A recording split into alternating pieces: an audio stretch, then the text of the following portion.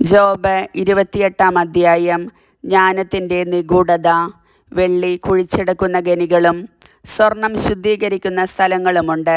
ഇരുമ്പ് ഭൂമിയിൽ നിന്നെടുക്കുന്നു, ചെമ്പ് അതിൻ്റെ അയിരിൽ നിന്ന് ഉരുക്കിയെടുക്കുന്നു. മനുഷ്യൻ അന്ധകാരത്തെ വകവയ്ക്കാതെ കൊടും തമസിൻ്റെ അങ്ങേ അതിർത്തിയിൽ അയിരിനു വേണ്ടി തിരയുന്നു. മനുഷ്യവാസമുള്ള പ്രദേശങ്ങളിൽ നിന്ന് അകലെ താഴ്വരയിൽ അവർ ഖനികൾ കുഴിക്കുന്നു. അവരെ യാത്രക്കാർ വിസ്മരിച്ചു പോയി. അവർ മനുഷ്യരിൽ നിന്നകലെ ഖനികളിൽ കയറിൽ തൂങ്ങിക്കിടന്ന് പണിയെടുക്കുന്നു. ഭൂമിയിൽ നിന്ന് ആഹാരം ലഭിക്കുന്നു, എന്നാൽ അതിൻ്റെ അധോഭാഗം അഗ്നിയാലെന്ന പോലെ തിളച്ചുമറിയുന്നു. അതിൻ്റെ കല്ലുകൾക്കിടയിൽ ഇന്ദ്രനീലവും സ്വർണ്ണത്തരികളും ഉണ്ട്. കഴുകൻ ആ വഴി അറിയുന്നില്ല, പ്രാപ്പിടിയൻ അത് കണ്ടിട്ടില്ല. ഘോരമൃഗങ്ങൾ ആ വഴി നടന്നിട്ടില്ല, സിംഹവും അതിലെ പോയിട്ടില്ല. മനുഷ്യൻ തീപ്പാറയിൽ കൈവയ്ക്കുന്നു, അവൻ പർവ്വതങ്ങളെ വേരോടെ മുറിച്ചു കളയുന്നു. പാറയിൽ അവൻ ചാലുകൾ കീറുന്നു. വിലപിടിച്ച ഓരോ പദാർത്ഥവും അവൻ്റെ കണ്ണിൽപ്പെടുന്നു. വെള്ളം ഒലിച്ചിറങ്ങാത്ത വിധം അവൻ അരുവികൾക്ക് അണകെട്ടുന്നു. മറഞ്ഞിരുന്നവ അവൻ പുറത്തെടുക്കുന്നു.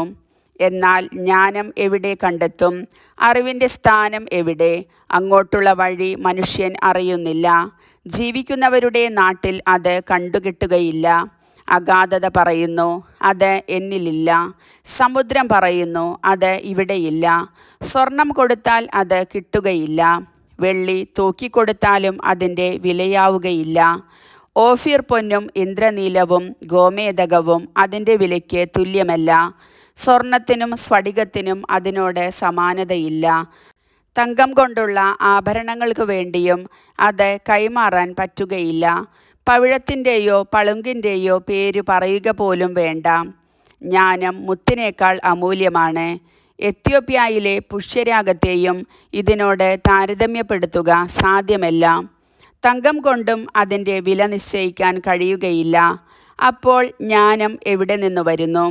അറിവ് എവിടെ സ്ഥിതി ചെയ്യുന്നു? ജീവിക്കുന്നവരുടെ കണ്ണിൽ നിന്ന് അത് മറയ്ക്കപ്പെട്ടിരിക്കുന്നു. ആകാശപ്പറവകൾക്കും അത് അഗോചരമാണ്.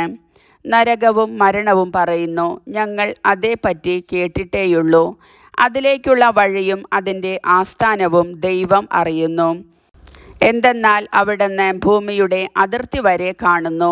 ആകാശത്തിന് കീഴുള്ളതെല്ലാം അവിടുന്ന് ദർശിക്കുന്നു. അവിടുന്ന് കാറ്റിന് ശക്തി കൊടുക്കുകയും വെള്ളത്തിൻ്റെ അളവ് നിശ്ചയിക്കുകയും ചെയ്തപ്പോൾ മഴയ്ക്കൊരു നിയമവും ഇടിമിന്നലിനൊരു മാർഗവും നിർണയിച്ചപ്പോൾ അവിടുന്ന് ജ്ഞാനത്തെ ദർശിക്കുകയും പ്രഖ്യാപിക്കുകയും ചെയ്തു. അവിടുന്ന് അതിൻ്റെ ആഴം അളക്കുകയും മൂല്യം നിർണയിക്കുകയും ചെയ്തു.